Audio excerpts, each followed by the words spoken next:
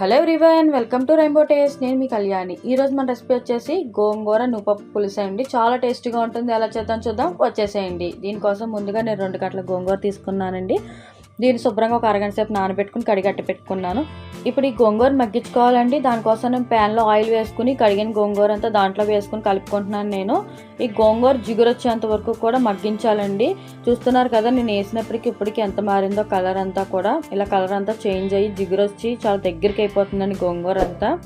అప్పటి వరకు మగ్గించుకోవాలి. చూస్తున్నారు కదా, నాకు గోంగూర అంతా మగ్గిపోయిందండి. ఇప్పుడు దీన్ని తీసి ప్లేట్లో పెట్టుకుందాం మనం. ఇప్పుడు ఇది పూర్తిగా చల్లారిన తర్వాత నేను మిక్సీ పట్టుకుంటున్నానండి. మీరు కావాలంటే ఇలా కూడా వేసుకోవచ్చు, కొంచెం మెదుపుకొని వేసేసుకోవచ్చు. కాకపోతే నేను ఫైన్గా పేస్ట్లా కావాలి కాబట్టి నేను మిక్సీ పట్టుకుంటున్నాను ఒకసారి. చూస్తున్నారు కదా, ఈ విధంగా పట్టుకోవాలండి. దీనికోసం ఒక నిమ్మకాయ సైజ్ చింతపండు నానబెట్టుకున్నాను. అలాగే ఒక గుప్పుడు ఎండ్రాయిలు కూడా నానబెట్టుకున్నాను. ఇది ఆప్షనల్ మాత్రమే. ఇప్పుడు అడుగు మందంగా ఉన్న గిన్నె పెట్టుకుని దాంట్లో ముందుగా నానబెట్టుకున్న చింతపండు గుజ్జు తీసేసి ఆ రసం అంతా దీంట్లో వేసుకుంటున్నానండి. ఇప్పుడు ఆల్రెడీ మిక్సీ పట్టిన గోంగూర ఉంది కదా, అది కూడా దీంట్లో వేసుకుంటున్నాను. అంతా కలిసేలా ఒకసారి కలుపుకోండి. మీరు కనుక ఫస్ట్ టైం నా ఛానల్ చూసినట్లయితే నా ఛానల్ సబ్స్క్రైబ్ చేయండి, షేర్ చేయండి, లైక్ చేయండి, పక్కనున్న బెల్ ఐకాన్ క్లిక్ చేయండి. నాకు చింతపండు పులుసులో నేను వేసిన గోంగూర అంతా కలిసేలా కలుపుకున్నానండి. ఇప్పుడు నేను దీంట్లో గ్లాస్ వాటర్ వేస్తున్నానండి. వాటర్ కూడా వేసిన తర్వాత ఒకసారి కలుపుకుంటున్నాను నేను. ఈ పులుసు అనేది బాగా మరగాలండి, అందుకోసం వాటర్ అడ్జస్ట్ చేసి వేసుకోండి మీ కన్సిస్టెన్సీని బట్టి. అలాగే దీంట్లో ఒక ఉల్లిపాయను చిన్న ముక్కలుగా కట్ చేసి వేసుకుంటున్నాను. ఒక రబ్బ కరివేపాకు, ఒక 4 పచ్చిమిరపకాయల చీలికలు, తగినంత ఉప్పు, తగినంత కారం వేసుకుంటున్నానండి.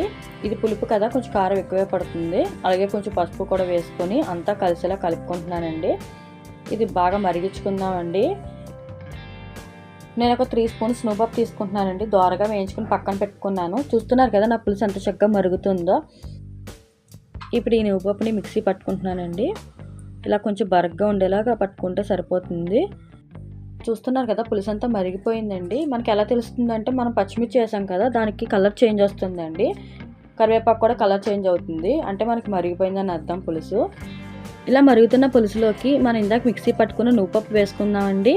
వేసి ఒకసారి బాగా కలిసేలా కలుపుకుందామండి. ఒక పొంగు వస్తే సరిపోతుంది. మరిగిపోయింది కదా ఆల్రెడీ మనకి పులుసు అంతా కూడా. మనం దీనికి పోపెట్టుకోవాలండి. దానికోసం ప్యాన్లో ఆయిల్ వేసుకుని జీలకర్ర, ఆవాలు, మెంతులు, మినప్పప్పు, పచ్చిశనగపప్పు, ఎండుమిరపకాయ, కరివేపాకు వేసి పోపెడుతున్నానండి. మనకి గోంగూరతో ఏ రెసిపీ చేసినా చాలా టేస్టీగా ఉంటుంది కదా, అలాగే ఈ రెసిపీ కూడా చాలా టేస్టీగా ఉంటుంది. ఒకసారి ట్రై చేయండి మీరు కూడా. చూస్తున్నారు కదా, నా పోపు అంతా బాగా వేపుకుంటున్నాను. ఇప్పుడు ఏం చేయాలంటే, ఆల్రెడీ నానబెట్టుకున్న ఎండు రొయ్యలు కూడా దీంట్లో వేసుకుంటున్నాను. ఇవి కూడా కొంచెం వేపుకోవాలండి దీంట్లోని. ఈ ఎండ్రాయిల్ ఆప్షనల్ మాత్రమే, కావాలంటే వేసుకోవచ్చు, లేదంటే లేదండి.